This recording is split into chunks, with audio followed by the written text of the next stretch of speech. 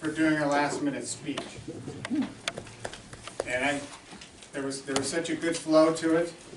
Obviously, Bruce is familiar with Flash, not so familiar with Queen, but he had the flow for his speech because he has gone through quite a history with Flash and the different nicknames, additions to the cat's name. Bruce is always very good with his voice. He's got a loud, powerful voice. His hand gestures were very appropriate.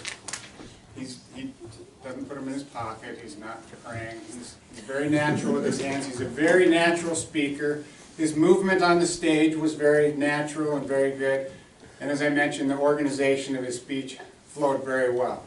In the beginning, he talked about the barn cat, gave us a brief little history of the cat. It was a downstairs cat. They brought it upstairs. And then he named off this big, long name, and I was completely lost. So where did this come from? I originally thought, well, I can write that down, but as soon as I got past Flash, I forgot what he said. But fortunately, the bulk of his speech was talking about the nicknames associated with the cat. And again, that's where the really good flow from his speech came from. He, she. Everybody remember where that came from? Yeah. An operation, I guess the operation went okay, but ended up with a he, she. Baboon butt. Remember that one? Boozer. We could kind of picture the cat staggering around a little bit. Flying cat dog. Toothless wonder and hairless on the side. Let's put that all together. Flash, he, she, baboon butt, boozer, flying cat dog, toothless wonder, hairless on the side. Very good. All right.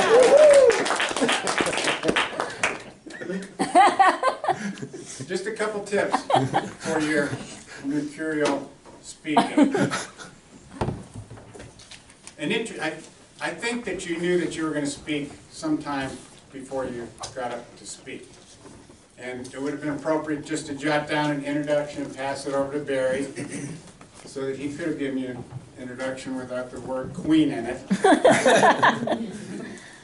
And I think we'll give you a break for the manual because you may have been thinking about this speech, but maybe it really wasn't in your hip pocket until you got here this morning.